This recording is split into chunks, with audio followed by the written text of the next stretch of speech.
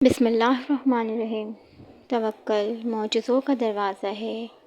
توکل ام الیقین ہے۔ توکل ایک ایسا دروازہ ہے جس میں بے یقین لوگ کبھی داخل نہیں ہو سکتے۔ تمہارا مقدر تمہارے اپنے ہاتھ میں ہے۔ زندگی کو پرسکون اور بے سکون تم خود ہی تو بناتے ہو۔ تم وقت کے ساتھ ساتھ نہیں چلتے، بلکہ جہاں جو حادثہ روک دے وہیں تمام عمر ٹھہرے رہتے ہو۔ تمہارے آس پاس کتنی بے شمار نعمتیں ہوتی ہیں اور تم ایک محرومی کے لیے ان سب کو نظر انداز کرتے ہو، ان ساری نعمتوں کو نظر انداز کر دیتے ہو۔ تم سوچتے ہو دعا مانگنا چھوڑ دینا یقین اور صبر ہے، مگر حقیقت اس سے بالکل مختلف ہے۔ یقین تو وہ ہے جب کچھ نہ ہونے کے بعد بھی دعا کے لیے ہاتھ اٹھائے جاتے ہیں۔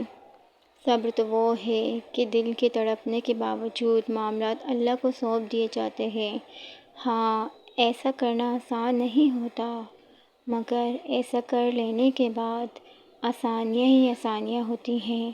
پھر کیوں پریشان ہوتے ہو؟ جو کام تم نہیں کر سکتے انہیں اللہ کے حوالے کرنا سیکھو، اور جو کام اللہ کے حوالے کر دو اس پر کبھی پریشان مت ہو۔ ہاں، دعا ضرور مانگو، مگر نصیب سے مت لڑو۔ نعمتوں کو مت ٹھکراؤ، دعاؤں کی بے ادبی مت کرو یہ کر کے دعائیں اب قبول نہیں ہوں گی، کیونکہ دعائیں ہمیشہ قبول ہوتی ہیں، اور وہ تو اتنا رحیم ہے کہ کافر کا سوال بھی رد نہیں کرتا۔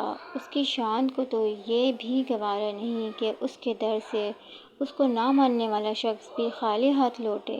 پھر وہ کیسے تمہارا سوال رد کر سکتا ہے؟ وہ کیسے تمہاری آواز کو انسنا کر سکتا ہے؟ جب تم اسے بار بار پکارتے ہو تو بس یقین کے ساتھ سب کچھ اس کے سپرد کر دو، کیونکہ جب کام اس کو سونپ دیا جاتا ہے تو وہ دنیا کی ہر طاقت کو یکجا کر کے اس کام کے مکمل ہونے کے لیے پابند کر دیتا ہے۔ اور پھر جب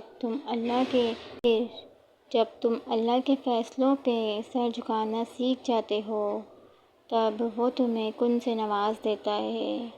بس پھر تم ہوتے ہو اور اللہ ہوتا ہے، تمہاری جیت ہوتی ہے اور بدلتا ہوا مقدر ہوتا ہے۔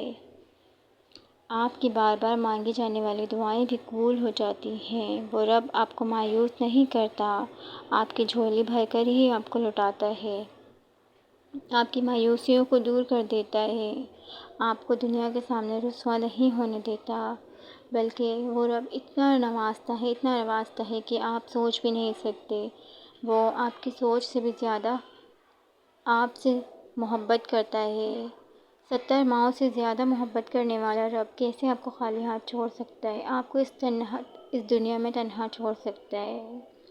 وہ آپ کے مقدر کو سنوارتا ہے، آپ کی ہر پریشانیوں کو دور کر دیتا ہے اور آپ خوش ہو جاتے ہیں۔ اللہ آپ کو ہمیشہ خوش اور آباد رکھے، آمین۔